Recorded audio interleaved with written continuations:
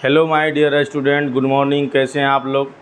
तो हैशटैग शुरुआत batch class 9th के बच्चों के लिए मैंने शुरू किया था और उस बैच में जो है हम लोग साइंस पढ़ रहे हैं और साइंस में हम लोगों का तीसरा चैप्टर जो है लगभग होने ही वाला है।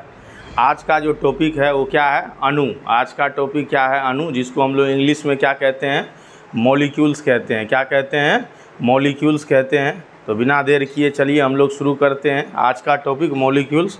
उससे पहले थोड़ा सा हम लोग क्या करेंगे, एटम्स को पढ़ेंगे। और पिछले दिन जो बच्चे वीडियो नहीं देखे हैं तो जो वीडियो इससे पहले हो चुका है आप जाके देखिएगा। इससे पहले वाला वीडियो में इन सब चीज़ों का जिक्र मैंने किया है। ठीक है, क्या किया है? इन सब चीज़ों का जिक्र मैंने किया है। तो आज यहीं से हम लोग क्या करेंगे, शुरू करेंगे। आज यहीं से हम लोग क्या करेंगे, देखेंगे। ठीक है, तो चलिए। तो उससे पहले हम थोड़ा सा इसको साफ़ कर दें ताकि आपको ये चीज़ समझ में आए। पिछले क्लास से आप थोड़ा सा अपने आप को क्या कर सके, ठीक है, कनेक्ट कर सके, है ना। चलिए, ठीक है।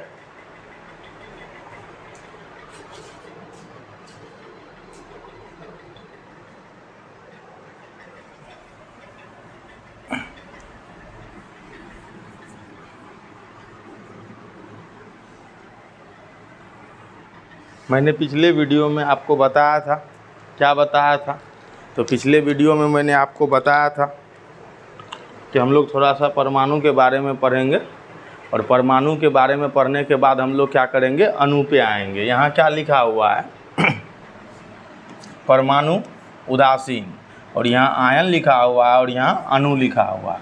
तो यहाँ तक का सफ़र करने से पहले हम लोग थोड़ा सा फ्लैशबैक में चलते हैं और देखते हैं कि ये सारी चीज़ें बनती कैसे है, ये सारी चीज़ें बनती कैसे है। ठीक है ना, ये सारी चीज़ें बनती कैसे है। ठीक है, तो चलिए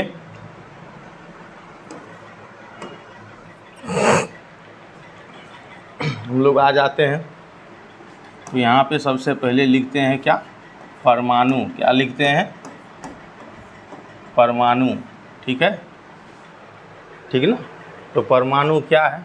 तो परमाणु एक कण है। परमाणु एक क्या है? कण है। ठीक है, और इसी कणों से क्या होता है, पदार्थों का निर्माण होता है। किसका निर्माण होता है? पदार्थों का निर्माण होता है। ठीक है, तो परमाणु जो है सबसे छोटा कण है जिससे दुनिया के सभी पदार्थों का निर्माण होता है। तो इस परमाणु का भी अपना कण होता है जिसको हम लोग क्या कहते हैं, ठीक है, फंडामेंटल पार्टिकल्स कहते हैं। Fundamental particles of atom. ठीक है, एटम। तो उसमें हम लोग क्या पढ़ते हैं, सबसे पहले इलेक्ट्रॉन पढ़ते हैं। क्या पढ़ते हैं? इलेक्ट्रॉन्स पढ़ते हैं। ठीक है, उसके बाद 2 नंबर में हम लोग क्या पढ़ते हैं बाबू? तो 2 नंबर में हम लोग पढ़ते हैं प्रोटॉन। क्या पढ़ते हैं? प्रोटॉन। और 3 नंबर में हम लोग क्या पढ़ते हैं? तो 3 नंबर में हम लोग पढ़ते हैं न्यूट्रॉन। क्या पढ़ते हैं? न्यूट्रॉन पढ़ते हैं। तो किसी भी एटम में, किसी भी परमाणु में ये 3 जो है आधारभूत कण होते हैं। एक को इलेक्ट्रॉन कहते हैं, दूसरे को प्रोटॉन कहते हैं और तीसरे को न्यूट्रॉन कहते हैं। तीसरे को क्या कहते हैं? न्यूट्रॉन कहते हैं। तो ये जो इलेक्ट्रॉन है, ये इलेक्ट्रॉन क्या होता है, ये इस पर क्या होता है, नेगेटिव चार्ज होता है। क्या होता है? इस पर नेगेटिव चार्ज होता है। ध्यान से सुनिए और बारीकी से इस चीज़ को आप समझने का कोशिश कीजिए। प्रोटॉन पे क्या होता है? पॉजिटिव चार्ज होता है। क्या होता है? पॉजिटिव चार्ज होता है। ठीक है, और ये जो न्यूट्रॉन है ये क्या होता है? ये होता है उदासीन। क्या होता है? ये उदासीन होता है। ठीक है, इस पर कोई चार्ज नहीं होता है। इस पर कोई चार्ज नहीं होता है ना।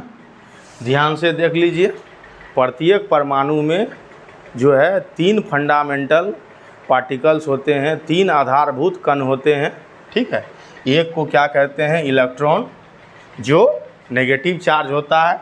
दूसरे को क्या कहते हैं, प्रोटॉन, जो पॉजिटिव चार्ज होता है, और तीसरे को क्या कहते हैं, न्यूट्रॉन। क्या कहते हैं, न्यूट्रॉन, जो उदासीन होता है, जिस पे कोई चार्ज नहीं होता है, जिस पे कोई चार्ज नहीं होता है।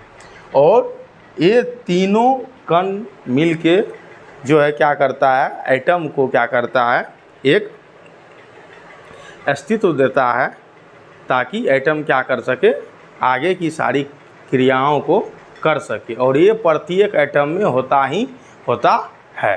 ठीक है, इस चीज़ को ध्यान में रखना है। ये फंडामेंटल पार्टिकल है, आधारभूत कण है किसका, परमाणुओं का।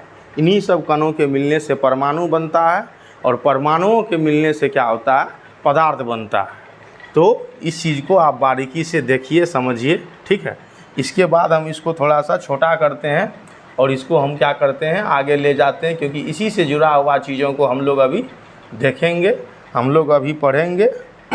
ठीक है, चलिए अब क्या है, जो समझने वाली बात है उस चीज़ को देखिए। किसी भी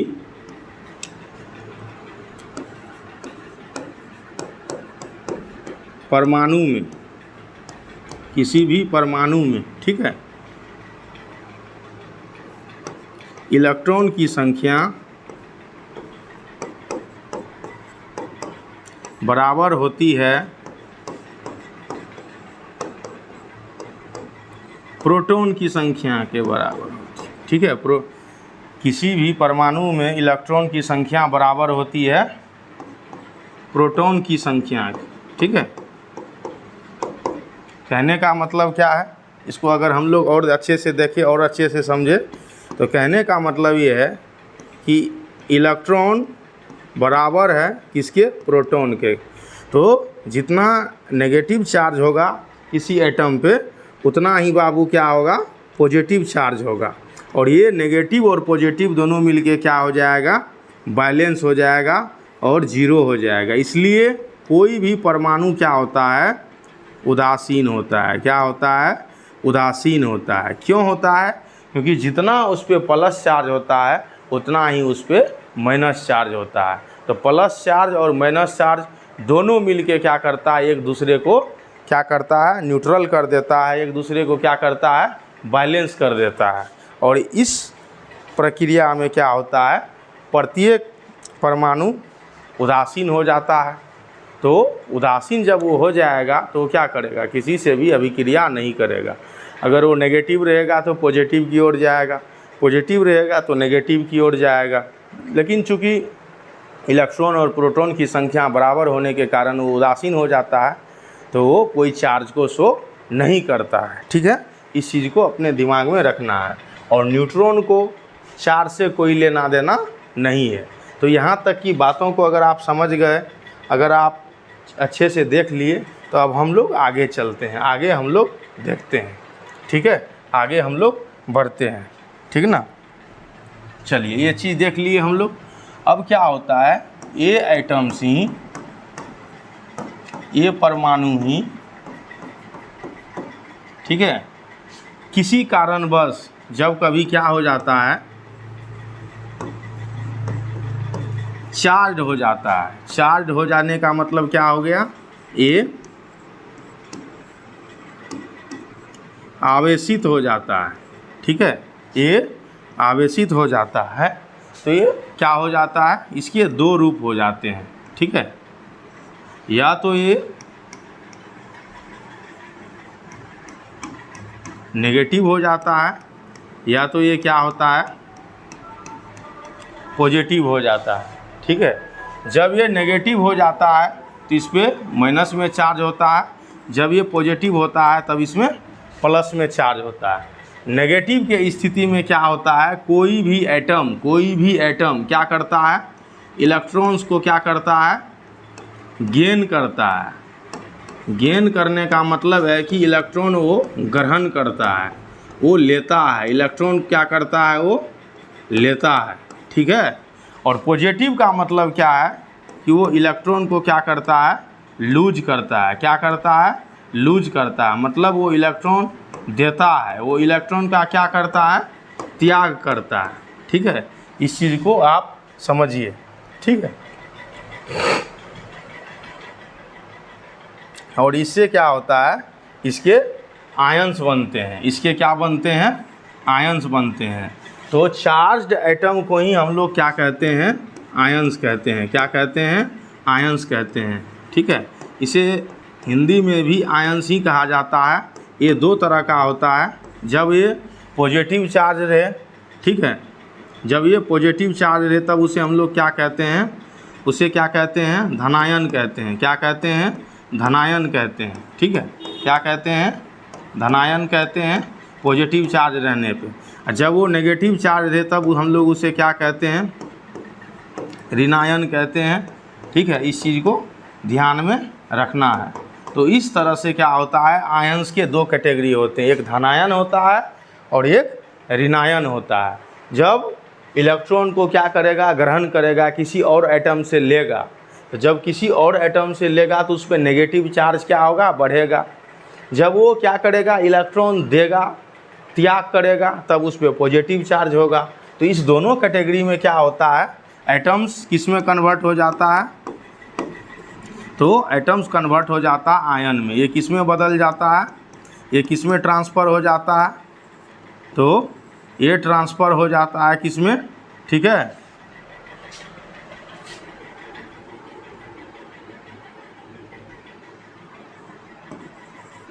ये ट्रांसफ़र हो जाता है किस में, आयंस में। और आयंस का ये दो कैटेगरी हो जाता है, एक पॉजिटिव और दूसरा नेगेटिव। एक को धनायन कहते हैं और दूसरे को क्या कहते हैं, ऋणायन कहते हैं। क्या कहते हैं, ऋणायन कहते हैं। ठीक है, इस चीज़ को याद रखना है, इस चीज़ को समझना है। ठीक है, तो जो धनायन होता है उस चीज़ को हम लोग क्या कहते हैं, कैटायन कहते हैं, और जो ऋणायन होता है उस चीज़ को हम लोग क्या कहते हैं, एनायन कहते हैं। ठीक है, इतना अगर समझ में आ रहा है तब हम लोग क्या करेंगे, पुनः अपने टॉपिक पे चलेंगे। तो ये कहानी पूरा का पूरा एटम्स से आयंस का है। अब हम लोग जो आगे का कहानी पढ़ेंगे वो पढ़ेंगे एटम से मॉलिक्यूल का, परमाणु से अणु का, है ना। ठीक है, तो चलिए अब हम लोग आगे बढ़ते हैं। ठीक है, तो अब हम लोगों का कहानी कहाँ जा रहा है, अब हम लोगों का कहानी जा रहा है एटम से मॉलिक्यूल्स का। ठीक है, परमाणु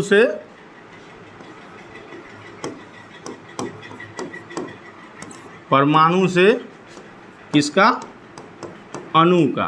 ठीक है, तो परमाणु क्या होता है, परमाणु विद्युत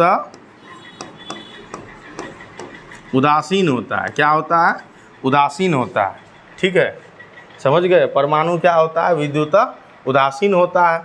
और ये अणु का निर्माण जब करते हैं तो अणु भी क्या होता है, अणु भी क्या होता है, उदासीन होता है। ठीक है, ये चीज़ याद रखना है। लेकिन ये आयंस जो होते हैं, ये आयंस जो होते हैं, ये आयंस क्या होता है, ये आवेशित होता है। क्या होता है, ये आवेशित होता है। ठीक है, ये चार्ज होता है। ठीक है, और इसके दो पार्ट होते हैं, एक धनायन और एक ऋणायन। ठीक है, तो अब जो हम लोग पढ़ेंगे बाबू, अब हम लोग क्या पढ़ेंगे कि एटम से मॉलिक्यूल्स कैसे बनता है, एटम से मॉलिक्यूल्स कैसे बनता है। ठीक है, तो एटम से मॉलिक्यूल बनने का सफ़र हम लोग क्या करेंगे, देखेंगे, अभी पढ़ेंगे। जैसे ये क्या है, ये हाइड्रोजन। क्या है, ये हाइड्रोजन। ठीक है, हाइड्रोजन क्या है, तो हाइड्रोजन एक एलिमेंट है। हाइड्रोजन क्या है, एक एलिमेंट है, जो कि आप पहले चैप्टर में पढ़ चुके हैं। हाइड्रोजन एक तत्व है। इसको किससे रिप्रेजेंट किया जाता है, तो इसको एच से रिप्रेजेंट किया जाता है। किससे रिप्रेजेंट किया जाता है, एच से रिप्रेजेंट किया जाता है। ठीक है, तो ये एक एच एटम है, फिर एक एच एटम हम लोग ले लिए, एक है तो एटम है, ये सिंगल एटम है, ये सिंगल एटम है। ये दोनों सिंगल एटम मिलके क्या किया, H2 बनाया। क्या किया, H2 बनाया। अब यहाँ तक जो आपको दिख रहा है, ये जो इस दिख रहा है, ये क्या है, एटम्स है। क्या है, ये एटम्स है। तो जब एटम्स से कंबाइन करेगा तब जाके वो क्या करेगा, एक नया चीज़ बनाएगा। उसी चीज़ को हम लोग क्या कहेंगे, मॉलिक्यूल कहेंगे। क्या कहेंगे, मॉलिक्यूल कहेंगे। कहने का मतलब है जब परमाणु आपस में संयोजित होता है, जब परमाणु आपस में अभिक्रिया करता है, जब परमाणु आपस में जुड़ता है, तब जो है एक नया पदार्थ बनाता है, जिस चीज़ को हम लोग क्या कहते हैं, अणु कहते हैं। अणु पदार्थ का ही एक रूप है जो उसके इकाई को क्या करता है, रिप्रेजेंट करता है, निरूपित करता है। अब जो आप यहाँ देख रहे हैं H2 ये H2 क्या है, एक गैस है, ठीक है, जो किस रूप में है, पदार्थ के रूप में है। और ये कहाँ पाया जाता है, तो ये हमारे नेचर में पाया जाता है, ये हमारे नेचर में पाया जाता है, जिसका उपयोग हम लोग करते हैं। लेकिन ये जो आप इस साइड आप देख रहे हैं, ये क्या है, ये परमाणु है। ये क्या है, परमाणु है, ठीक है। और ये परमाणु हमारे नेचर में नहीं पाया जाता है और इसका डायरेक्ट इस्तेमाल हमारे दैनिक जीवन में नहीं है। हम लोग अपने दैनिक जीवन में जिन सब चीज़ों का इस्तेमाल करते हैं वो हमारे प्रकृति में पदार्थ के रूप में पाया जाता है। किस रूप में पाया जाता है, पदार्थ के रूप में पाया जाता है। तो इस चीज़ को बारीकी से ध्यान में समझना है, ध्यान में रखना है, ठीक है। तो इस तरह से कई एग्जाम्पल हैं, ये तो एक है, इसको छोटा करके हम ऊपर आपको ले जाते हैं और 3-4 ऐसा उदाहरण हम आपको बताते हैं। ये एक है, दूसरा ले लीजिए, ठीक है। दूसरा क्या है, ये हाइड्रोजन है। हाइड्रोजन जब क्लोरीन से अभिक्रिया करेगा तो क्या बनाएगा, HCl बनाएगा, ठीक है। तीसरा लीजिए आप, कार्बन है। कार्बन जब ऑक्सीजन से अभिक्रिया करेगा तो क्या बनाएगा, कार्बन डाइऑक्साइड बनाएगा, ठीक है। और लीजिए चौथा लीजिए आप, ये नाइट्रोजन है। नाइट्रोजन जब नाइट्रोजन से अभिक्रिया करेगा तो क्या बनाएगा, N2 बनाएगा। तो परमाणु आपस में अभिक्रिया करके अणु का निर्माण करता है। तो ये परमाणु या तो सेम हो सकते हैं, ये परमाणु या तो अलग अलग हो सकते हैं। फिर से सुनिए, परमाणु जब आपस में अभिक्रिया करेगा तो एक ही प्रकार का हो सकता है या ये एक से अलग प्रकार का भी हो सकता है। एज फॉर एग्जाम्पल, जैसे यहाँ देखिए, ये हाइड्रोजन है लेकिन ये क्लोरीन है, ये अलग अलग हो गया। ये कार्बन है लेकिन ये ऑक्सीजन है, ये अलग अलग हो गया। ये देखिए नाइट्रोजन है और ये नाइट्रोजन है, ये सेम हो गया। यहाँ देखिए, यहाँ ये हाइड्रोजन है और यहाँ ये हाइड्रोजन है, तो सेम हो गया। तो एक प्रकार का भी परमाणु हो सकता है और एक से अधिक मतलब अनेक प्रकार का भी हो सकता है, लेकिन कम से कम 2 होना ही है, चाहे एक प्रकार का हो या एक से अधिक प्रकार का हो। इसको हम लोग और अच्छे से समझते हैं, चलिए, ठीक है। जब एक प्रकार का हो, ठीक है, और जब अनेक प्रकार का हो, ठीक ना। अब जैसे देखिए, हाइड्रोजन से अभिक्रिया करेगा, H2 बनाएगा, ठीक है। ऑक्सीजन से अभिक्रिया करेगा, O2 बनाएगा। नाइट्रोजन से अभिक्रिया करेगा, ठीक है, N2 बनाएगा। Cl से अभिक्रिया करेगा, Cl2 बनाएगा। तो ये एक प्रकार के हैं। ये क्या है, ये एक प्रकार के हैं। जब एक प्रकार का ही परमाणु आपस में अभिक्रिया करता है तब उससे किसका निर्माण होता है मेरे बच्चे, तब उससे तत्वों का निर्माण होता है। किसका निर्माण होता है, तत्वों का निर्माण होता है, ठीक है, तत्वों का निर्माण होता है। और ये तत्व का ही क्या कहलाता है, अणु कहलाता है। तत्व का ही ये क्या कहलाता है, अणु कहलाता है, ठीक है, समझ रहे हैं। तो अब हम लोग चलते हैं अनेक प्रकार पे। किस पे चलते हैं, अनेक प्रकार पे। तो अनेक प्रकार पे पहला उदाहरण ले लीजिए, अनेक प्रकार पे पहला उदाहरण लीजिए। चलिए अनेक प्रकार पे हम लोग आ जाते हैं, ठीक है, अनेक प्रकार पे आ जाते हैं।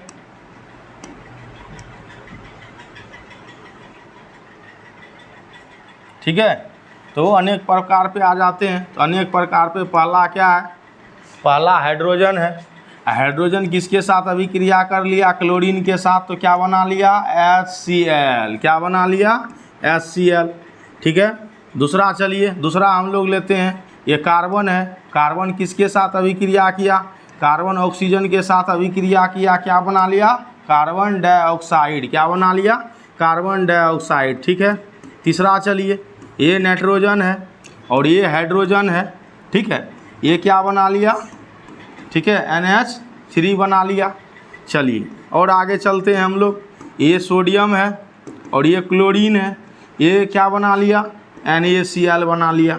तो प्रत्येक स्थिति में आप देख सकते हैं यहाँ अलग अलग प्रकार के एटम हैं। यहाँ क्या है, अलग अलग प्रकार के एटम है। यहाँ क्या है, अलग अलग प्रकार के एटम है। ठीक है, यहाँ क्या है, कार्बन है, यहाँ ऑक्सीजन है, यहाँ नाइट्रोजन है, यहाँ हाइड्रोजन है, यहाँ सोडियम है और यहाँ क्या है, क्लोरीन है। जब इस तरह का सिचुएशन हो और यहाँ पे इस तरह से एटम क्या करे, कंबाइन करे, एटम यहाँ पे जो है अभिक्रिया में भाग ले, यहाँ परमाणु जो है नए अणुओं का निर्माण करे, तब ये क्या होता है, ये पदार्थ का एक अलग रूप होता है जिसको हम लोग क्या कहते हैं, यौगिक। क्या कहते हैं, यौगिक के अणु। क्या कहते हैं, यौगिक के अणु। ठीक है, यहाँ ये क्या होगा, ये हो जाएगा तत्व का अणु और यहाँ ये क्या हो जाएगा, ये हो जाएगा यौगिक का अणु। ठीक है, ये चीज़ ध्यान में रखना है।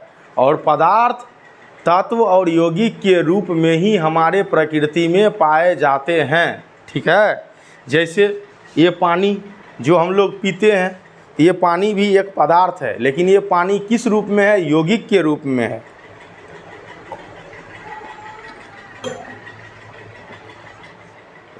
किस रूप में है, यौगिक के रूप में है। ठीक है, जो हवा हम लोग सांस लेते हैं वो किस रूप में है, वो मिक्सचर के रूप में है, मिश्रण के रूप में है। और जो गोल्ड हम लोग पहनते हैं वो गोल्ड क्या है, एलिमेंट के रूप में है, वो शुद्ध मेटल के रूप में है। ठीक है, तो इस तरह का उदाहरण है जिससे आप चीज़ों को समझ सकते हैं। तो हम लोग जो बात कर रहे थे, हम लोग किस पे बात कर रहे थे, तो हम लोग बात कर रहे थे बाबू, किस पे बात कर रहे थे, ठीक है, तो हम लोग बात कर रहे थे परमाणु से अणु का, परमाणु से किसका, अणु का। ठीक ना, तो ये देखिए, ये जितने सारे कण हैं ये अलग अलग एटम हैं और उससे जो ये बना है ये क्या है, परमाणु है। यहाँ भी अलग अलग प्रकार के क्या है, एटम हैं और ये पार्टिसिपेट करके जो बनाया है वो क्या है, अणु है। यहाँ देखिए हाइड्रोजन क्लोरीन से अभिक्रिया किया और HCl अणु बनाया। यहाँ कार्बन ऑक्सीजन से अभिक्रिया किया और कार्बन डाइऑक्साइड अणु बनाया। ठीक है, तो अणु में अलग अलग प्रकार के परमाणु भी होते हैं और एक प्रकार के भी परमाणु होते हैं। जब एक प्रकार का परमाणु हो, ठीक है, तब वो क्या होता है, तब वो एलिमेंट होता है। क्या होता है, एलिमेंट होता है। क्या होता है, एलिमेंट। ठीक है, तब वो एलिमेंट्स होता है। ठीक है, और जब अलग अलग प्रकार का हो तब उस चीज़ को हम लोग क्या कहते हैं, तब उस चीज़ को हम लोग कहते हैं कंपाउंड्स। क्या कहते हैं, कंपाउंड्स कहते हैं। और एलिमेंट्स और कंपाउंड पदार्थ का ही क्या है, शुद्धतम रूप है। पदार्थ का ही क्या है, शुद्धतम रूप है। अब हम लोग आएंगे किस पे, अपने टॉपिक पे जो NCERT कहती है। ठीक है, अभी मैंने आपको ये सारी चीज़ें एक एक करके खुद समझाया। अब हम लोग आ जाते हैं किस पे, अपने टॉपिक पे। ठीक है, चलिए, ताकि आपको कोई दिक्कत ना हो, आपको कोई दिक्कत ना हो। ठीक है, चलिए, तो मेरे प्यारे बच्चों, मैंने आपको बताया परमाणु जब आवेशित होता है तो आयंस बनता है। आयंस का कितना फॉर्म होता है, दो। एक को धनायन कहते हैं और दूसरे को क्या कहते हैं, ऋणायन कहते हैं। और अणु क्या होता है, उदासीन होता है, जो अभी हम लोग पढ़े। अब है अणु, तो मोस्ट स्टार एग्जाम्पल है अणु। इसको लेके अब हम लोग चलेंगे। किसी अणु का निर्माण दो या उससे अधिक परमाणुओं के बीच रासायनिक आबंधन उत्पन्न होने से होता है। पहला गुण। ठीक है, तो हम लोगों ने पढ़ा अणुओं का निर्माण दो या दो से अधिक परमाणुओं के मिलने से होता है, या वो एक प्रकार का हो या एक से अधिक प्रकार का हो। चलिए दूसरा देखते हैं हम लोग, क्या है, अणु। मतलब तत्व को छोड़कर किसी भी पदार्थ का सूक्ष्मतम इकाई है जो स्वतंत्र रूप से रह सकता है और यह उस पदार्थ के सारे गुण धर्मों को प्रदर्शित कर सकता है। ठीक है, जैसे H2O ये क्या है? अणु है। क्या है? अणु है। किसका अणु है? तो ये पानी का अणु है, ये जल का अणु है, ये जल का अणु है और जल के सारे गुणों को प्रदर्शित करेगा। जल के सारे गुणों, ठीक है, गुणों को क्या करेगा? ठीक है, दर्शाएगा। क्या करेगा? दर्शाएगा। ठीक है, समझे? दर्शाएगा। इस चीज़ को क्या करना है? ध्यान में रखना है, ध्यान में रखना है। ठीक है, और ये मैं नहीं कह रहा हूँ, ये कौन कह रहा है? ये एनसीईआरटी कह रही है। ठीक है, चलिए, तो 1 नंबर हो गया है। 2 नंबर में हम लोग आ गए हैं। यहाँ है तत्व को छोड़ के, क्योंकि तत्व का अणु जब बात करेंगे तो वो इससे अलग हो जाएगा। ठीक है, तीसरा क्या है? तीसरा, किसी भी अणु का निर्माण एक ही प्रकार के परमाणु या भिन्न भिन्न प्रकार के परमाणुओं के बीच रासायनिक आबंधन होने के कारण होता है। बिल्कुल सही। या तो एक प्रकार का होगा, जैसे हाइड्रोजन हाइड्रोजन से अभिक्रिया करेगा, H2 बनाएगा, या हाइड्रोजन जो है HCl से अभिक्रिया करेगा, क्लोरीन से अभिक्रिया करेगा और HCl बनाएगा। यहाँ एक प्रकार हो गया, यहाँ एक से अधिक प्रकार हो गया। ठीक है, इसी आधार पर अणुओं को 2 भागों में बांटा गया है। अणु को कितने भागों में बांटा गया है? 2 भागों में बांटा गया है। ठीक है, ये 2 भाग कौन कौन सा है प्यारे लाल? तो ये 2 भाग है, एक ही प्रकार के परमाणु और एक से अधिक प्रकार के परमाणु, जो मैंने आपको पहले ही बताया, पहले ही समझाया। ठीक है, यहाँ चलिए फिर भी देख लीजिए एक प्रकार का और विभिन्न प्रकार का। ठीक है, तो एक प्रकार में O2, N2, O3, S8 और P4 आ गया। ये एक ही प्रकार के, जैसे ऑक्सीजन, ऑक्सीजन से कंबाइन करके बना O2, O2 जो है फिर ऑक्सीजन से कंबाइन करके बना O3। ठीक है, नाइट्रोजन जो है नाइट्रोजन से कंबाइन करके बना N2। ये सभी के सभी एक प्रकार के हैं। ये सभी के सभी क्या हैं? ये सभी के सभी एक प्रकार के हैं, है ना? ये सभी के सभी एक प्रकार के हैं। लेकिन यहाँ पे देखिए, ये हाइड्रोजन है, ये कंबाइन किया किसी ऑक्सीजन से, ये क्या बनाया? 2H2O, ये अलग है। उसके बाद कार्बन कंबाइन किया कार्बन डाइऑक्साइड से, उसके बाद सोडियम कंबाइन किया किससे? Cl से, तब क्या बनाया? NaCl। क्या बनाया? NaCl। कैल्शियम जो है वो कंबाइन किया किससे? कैल्शियम ऑक्साइड किया कार्बन डाइऑक्साइड से, तब जाके क्या बनाया? कैल्शियम कार्बोनेट बनाया। तो यहाँ पे क्या है? विभिन्न प्रकार के हैं, एक से अधिक प्रकार के हैं, एक से अधिक प्रकार के हैं। यहाँ देख लीजिए, ये यौगिक और ये संयुक्त तत्व है। ठीक है, मतलब इस यौगिक के निर्माण में जो तत्व भाग लिया है, जैसे यहाँ देखिए जल में हाइड्रोजन और ऑक्सीजन भाग लिया है, अमोनिया में नाइट्रोजन और हाइड्रोजन भाग लिया है, कार्बन डाइऑक्साइड में कार्बन और ऑक्सीजन भाग लिया है। ठीक है, हाइड्रोजन में हाइड्रोजन क्लोराइड में, ठीक है, हाइड्रोजन और क्लोरीन भाग लिया है। मेथेन में CH4 मेथेन कार्बन और हाइड्रोजन भाग लिया है। एथेन में C2H6 एथेन में कार्बन और हाइड्रोजन भाग लिया है। सोडियम क्लोराइड में सोडियम और क्लोरीन भाग लिया है। कॉपर ऑक्साइड में कॉपर और ऑक्सीजन भाग लिया है। तो जब भी यौगिक का निर्माण होगा तो यौगिक के अणु में कम से कम 2 अलग अलग प्रकार का एटम होना ही है। ठीक है, यौगिक में याद रखिएगा, यौगिक में, तत्व में नहीं, यौगिक में। यौगिक वह शुद्ध पदार्थ है जो कम से कम 2 प्रकार के परमाणुओं से मिलके बने होते हैं। ठीक है, इस चीज़ को अपने दिमाग में रखना है। चलिए, तो आगे का टॉपिक हम लोग देखते हैं, आगे क्या है। ठीक है, आगे तो ये सारा चीज़ मैंने आपको एक एक करके बताया है। ठीक है, अब आगे देखते हैं आगे क्या है।